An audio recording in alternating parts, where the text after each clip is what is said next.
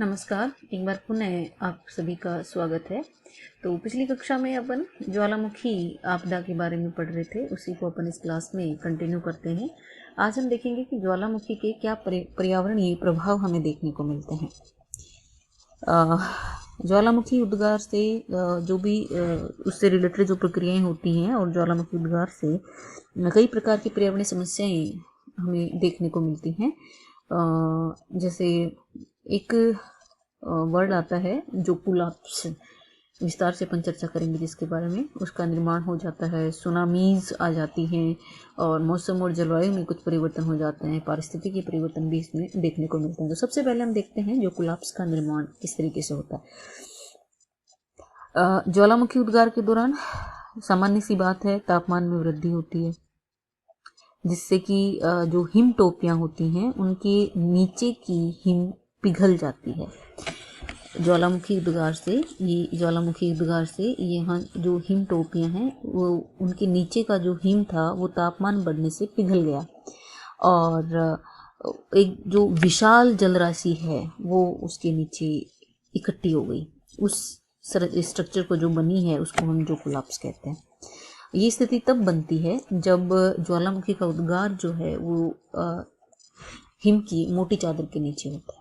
इसमें दो संभावनाएं हो सकती हैं।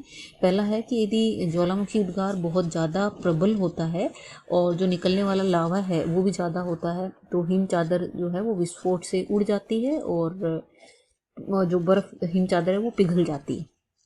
दूसरी स्थिति ये बन सकती है कि ज्वालामुखी उद्गार यदि साधारण है, लेवल कम है, तो उसकी जो हीट होती है, उष्मा होती है, वो सारी की सारी हिम चादर को पिघलाने में समर्थ नहीं हो पाती और ज्वालामुखी की जो ऊपर स्थित हिम है वो नीचे की ओर ध्वस्त हो जाती है, गिर जाती है और उद्गार केंद्र के ऊपर एक बहुत बड़ा गर्त बन जाता है, गड्ढा बन जाता है।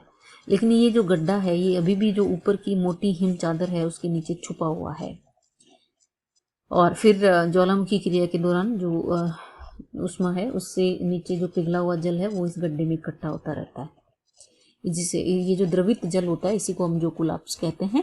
कभी कभी हिम सतह के नीचे का जो ये हिम द्रवित जल है जो कोलैप्स जिसे हम कह रहे हैं, इसके आयतन में इतनी ज़्यादा वृद्धि हो जाती है, उसका दबाव इतना ज़्यादा हो जाता है कि ऊपर स्थित जो हिम की चादर वो टूट जाती है और जो जल अंदर इकट्ठा हो रखा है वो तेजी से उछलता हुआ बाहर की तरफ निकलने लगता है। आइसलैंड में ऐसा एक जल प्रवाह हुआ था जिसमें काफ़ी ज़्यादा, हालांकि वहाँ मानव और धन संपदा की हानि नहीं होती है लेकिन पारिस्थितिकी नुकसान वहाँ पे काफ़ी हुआ था। दूसरा है ज्वालामुखी धूल और जलवायु परिवर्तन। हम देख लेते हैं थोड़ा सा क्या प्रभाव पड़ता है। ज्वालामुखी उद्गार के टाइम जो धूल और राख की विशाल मात्रा वायुमंडल में पहुंचती है उससे मौसम और जलवायु में प्रादेशिक और विश्व स्तर पर परिवर्तन देखा गया है। समताप मंडल में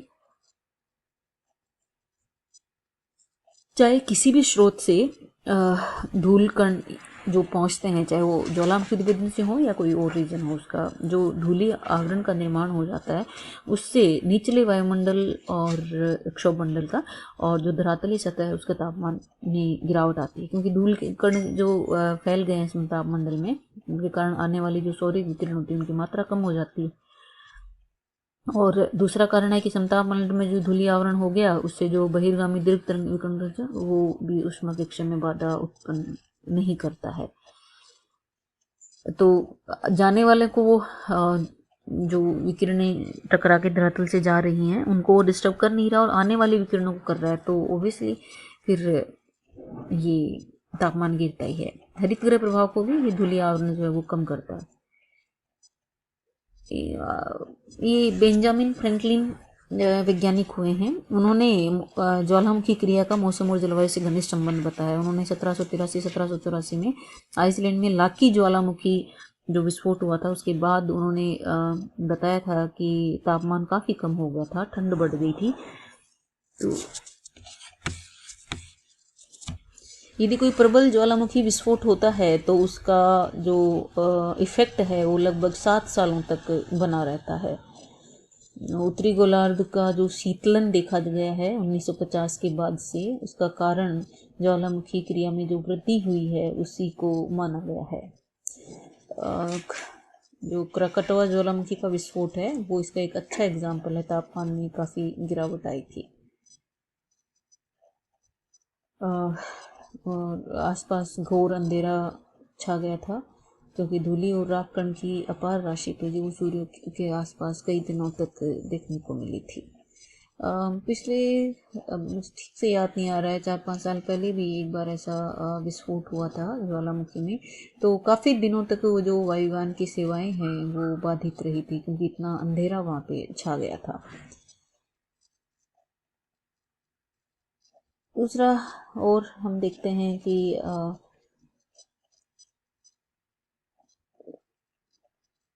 ज्वालामुखी उद्गार और किस तरीके से पारिस्थितिकी परिवर्तन होता है। कुछ वैज्ञानिकों का ये मत है कि ज्वालामुखी उद्गार से जो धूलि और राख के कण धरातल पे वापस आते हैं उनकी वजह से कुछ प्रजातियां ऐसी हैं जिनका सामूहिक विलोपन हो जाता है। लगभग ये माना जाता है इन वैज्ञानिकों के द्वारा कि आज से 60 मिलियन वर्ष पहले जो डायनासोर का सामूहिक विलोप हुआ था उस समय बहुत ज़्यादा ज्वालामुखी क्रियाएं हुई थी। तो ये मत सही भी हो सकता है। एक दूसरे मत का मानना है कि किसी लघु ग्रह का टकराव हुआ था पृथ्वी से, लेकिन उसमें भी ये चीज़ आती है कि अगर टकराव हुआ था किसी लघु ग्रह का तो भी ज्वालामुखी क्रिया का तो आविर्भाव हुआ ही होगा, तो उससे डायनासोर का सामूहिक विलोपन हुआ होगा। एक ये भी है कि भारत के जो दक्कन लावा का उद्गार हुआ था, दरारी उद्गार जिसे कहा जाता है, उसमें एक सप्ताह के अंदर ही 1000 घन किलोमीटर तक बेसाल्टिक जो लावा है उसका फैलाव हुआ था और वायुमंडल में इतना अधिक धूल, राख, गैस और वाष्प प्रवेशित हुआ होगा, इसकी कल्पना की जाती है कि गुप्त अंधकार हो गया होगा और जिससे सूर्य विकिरण पृथ्वी तक नहीं पहुंच पा रही थी। प्रचंड शीत उस समय व्याप्त हुई होगी, अम्लीय वर्षा हुई होगी, जलवायु सर्द हो गई। ये भी एक कारण है कि ये पर्यावरणीय दशाएं जो थी वो डायनासोर सहित सभी जंतुओं के लिए उचित नहीं थी, तो इन प्रजातियों का जो जीवन है वो खतरे में पड़ा था। विस्फोटक जो ज्वालामुखी उद्गार होते हैं उनके कारण जो ज्वालामुखी धूल तथा राख और अम्लीय वृष्टि होती है उससे वनस्पतियों और जंतुओं का बड़े पैमाने पर विनाश होता है। क्रकटोआ ज्वालामुखी में जो विस्फोट हुआ था 1883 में, बहुत भयानक विस्फोट था। तो उससे इस द्वीप का लगभग 70% भाग धंस गया था, जलमग्न हो गया था, जिससे जो प्राथमिक अनुक्रम वहाँ था, जो वनस्पति और जंतु वहाँ पे थे वो लगभग सभी नष्ट हो गए थे। तो ये तो पर्यावरणीय प्रभाव हैं जो हमें ज्वालामुखी उद्गार के बाद देखने को मिलते हैं। अब हम देखते हैं थोड़ा सा कि किस तरीके से हम ज्वालामुखी आपदा का न्यूनीकरण और प्रबंधन कर सकते हैं। तो प्रमुखतः 2 उपाय माने जाते हैं कि ज्वालामुखी उद्गार के लिए पूर्व अनुमान लगाए जाएं और पूर्व चेतावनी दी जाए, और दूसरा ये है कि समय रहते हम निर्वातन का और राहत कार्य प्रारंभ कर दें, वहाँ से लोगों को निकालना और जो भी राहत कार्य हैं वो टाइमली स्टार्ट कर दें। ये 2 चीज़ें कर सकते हैं।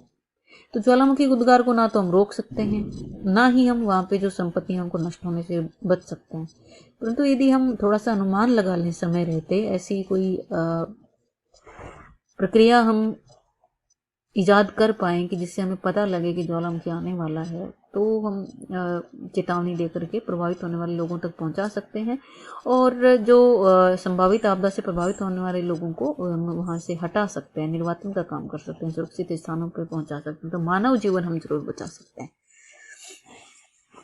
तो ये जो भविष्यवाणी और अग्रिम चेतावनी है ये किस तरीके से हम करते हैं, तो ये अभी तक निश्चित तौर पे शुरू संभव नहीं हो पाया है, क्योंकि हालांकि कुछ थोड़ी बहुत भविष्यवाणी की जा सकती है जहाँ ऐसे एरिया में जहाँ पहले भी उद्गार हो चुका हो।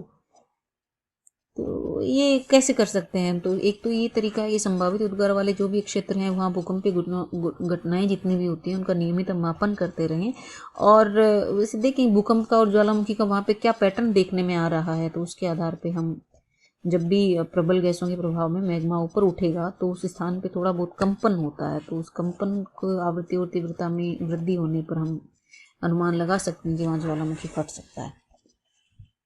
दूसरा जो क्रेटर झील, गर्म जल स्रोत, गेसर, धुआंरे, इनके जल का अगर हम नियमित तापमान लेते रहें, जो सूचनाएं हमारे पास होती हैं, तो भावी उद्गार, ज्वालामुखी उद्गार के कुछ संकेत हमें मिल जाते हैं। क्योंकि जब भी उद्गार होने वाला होता है उससे पहले तापमान में वृद्धि देखी गई है ऐसे गर्म जल स्रोतों में। जो गैसेज निकलती हैं इनसे, गैसर से, धुआंरों से, गर्म जल स्रोतों से, उनकी नियमित मॉनिटरिंग करके भी हम थोड़ा बहुत अनुमान लगा सकते हैं।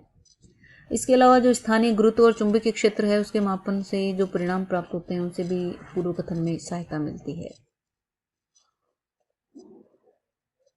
ये जो एक है कि ज्वालामुखी उद्गार जब कंटिन्यू कहीं किसी जगह पे होता रहता है, लगातार होता है, तो हम उसकी जो लावा का प्रवाह होता है, उसका जो प्रवाह मार्ग है, उसके प्रभाव को भी अपन कम कर सकते हैं। किस तरीके से कि या तो जो लावा प्रवाह या जो लहर है उसकी दिशा को मोड़ने के लिए कोई दीवार वगैरह बना दें, या पानी का छिड़काव बना के उसके प्रभाव को अपन कम कर सकते हैं। इस तरीके की चीज़ें हम कर सकते हैं। तो ये था आपके ज्वालामुखी एक प्राकृतिक आपदा के रूप में। आज की क्लास में इतना ही, मिलते हैं नेक्स्ट क्लास में नए टॉपिक के साथ। धन्यवाद।